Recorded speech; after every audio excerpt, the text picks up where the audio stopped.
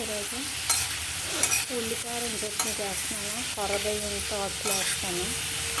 జీడిపప్పు ఫ్రై చేస్తాను. జీడిపప్పు చిన్న ముక్కలు ఇవి. ఇది జీడిపప్పు చట్నీకి ఇది చిన్న 3 కిలో ఉంటాయి. జీడిపప్పు చట్నీ మామిడికి ఇష్టం జీడిపప్పు చట్నీ. ఇది ఉల్లికారం, ధనియాలు, ఎండుమిరపకాయలు ఒక రోజంతా ఒక ఇంచు ఎక్కువ నానబెట్టాను. ఒక రోజంతా ఆ నీళ్ళు పడేసి ఎండుమిరపకాయలు, పచ్చిమిరపకాయలు, అల్లము, ఉల్లిపాయలు, ధనియాలు వేయించి ఉల్లికారం ఇది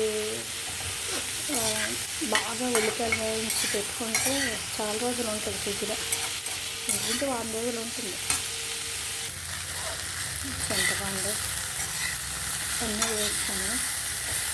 ఇది బాగా వేగిన తర్వాత టమాటా వేస్తాను. టమాటా ఇలా మధ్యలో వేసి వేగిన తర్వాత కొంచెంసేపు మూత పెడితే అయినట్టు.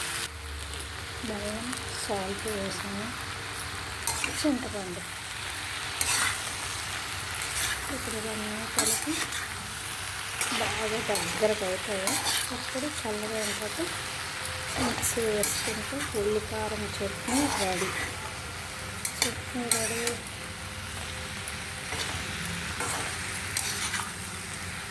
ఇంకా దానికి కావాలంటే పెట్టుకోవచ్చు, లేదు అంటే లేదు, మన ఇష్టం. అది నాకు అన్నీ వేస్తాను.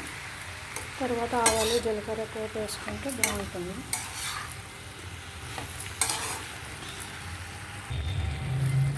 టమాటా ఇలా మెత్తగా వేసాను. ఇందులో వాటర్ వేయకూడదు. వాటర్ వేస్తే మళ్ళీ స్టాక్ ఉండదు.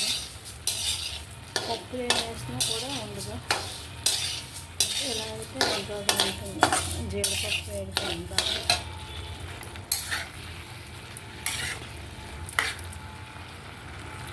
టిఫిన్ చేస్తే కనీసం 2-3 చట్నీ, లేకపోతే మా ఇంట్లో తినరు. జీడిపప్పు చట్నీ, కొబ్బరి చట్నీ చేస్తాను. కొబ్బరికాయలు కటింగ్ చేశాను.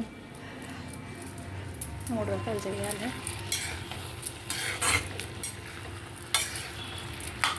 చట్నీలన్నీ తయారైపోయిన తర్వాత అప్పుడు ఒక వీడియో తీసి పెడతాను. లైక్ చేయండి, షేర్ చేయండి, సబ్స్క్రైబ్ చేయండి. Thank you.